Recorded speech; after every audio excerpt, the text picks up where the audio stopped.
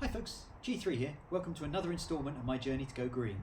Now it's been quite a while since I've done a gardening update, and that is because we moved house just under a year ago now. So we moved away from the area that had really nice gardens that we'd sort of got established with raised beds and nice borders and fruit and the rest. We moved into a new build property. Now it did have some garden already installed by the developer. So they put in a load of shrubs and other plants in the corner with some trees as part of the selling package that they were putting in place to try and encourage somebody to buy the house. Now I must say that wasn't exactly the best approach that had been taken, because a lot of the time they had just shoved the plants in after taking it out of the pot. The labels were still in there, the roots were not in a great shape, and there wasn't a huge amount of thought done to the longevity of that piece. It was just purely to sell it. So we did take out a number of those plants from there that were in the wrong position, move them, give some away to others. My parents had some hedging plants because they had a need to fill a gap and they weren't appropriate to go in the border here. So we've sort of been a bit of adapting that garden. But the rest of the garden was laid to lawn. So we undertook a process of lifting a border, taking some of the grass out, and putting in some additional compost and soil to try and build up the borders, because it's very, very clay here and the water doesn't run away much at all. So we needed to try and improve that and see if we could get that working a lot better. So we put that in around a lot of the border, taking the grass out, putting that in, taking time to do it. We've also put a central island in the middle of the garden area, which is housing some of the tropical plants. We've got the tree fern in the lawn now in that garden area, whereas before it was potted up separately. So that can now grow within the garden. We've made sure that's down deep enough to try and get some decent roots, because we get strong winds here. Although over winter we have gone and lashed that in place with some stakes and strong rope, and also protected it for winter to make sure that the growing point in the top is warm and not impacted by the cold weather.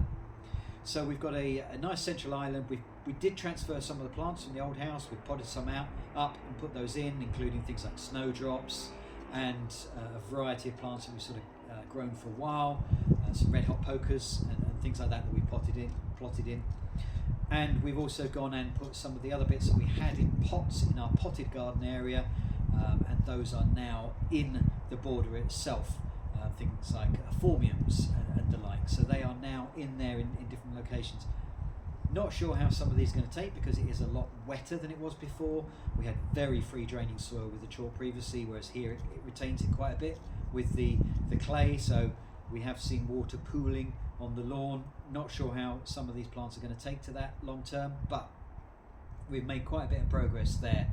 So I thought I'd just give you a quick show around to see what's in place now at the start of the season.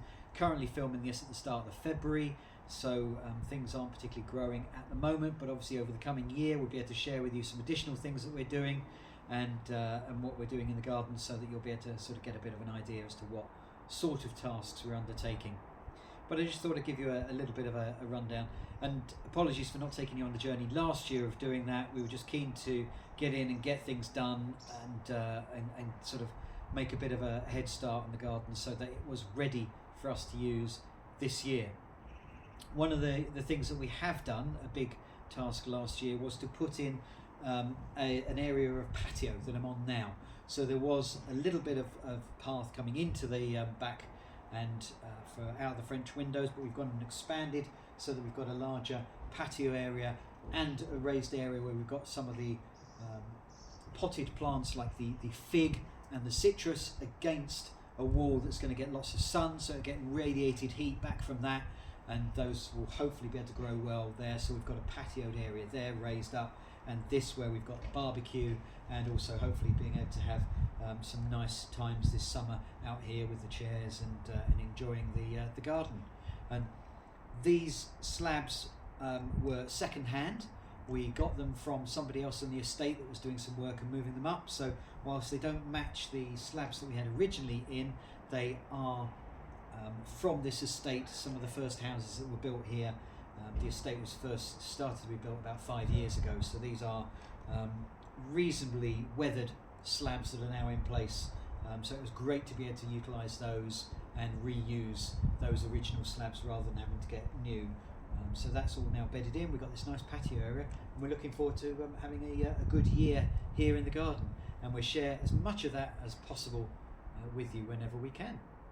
Well, I hope you enjoyed that little bit of a quick update. If you did, then please click the like button down below and leave your comments. Let me know what you think of the garden that we've got in place. Give me your ideas for what you think we might be able to do with some of the bits and pieces, such as what sort of plants you recommend for really clay, wet soils, whether you've got experience of that and the kind of things that we should be putting in. That would be great to hear.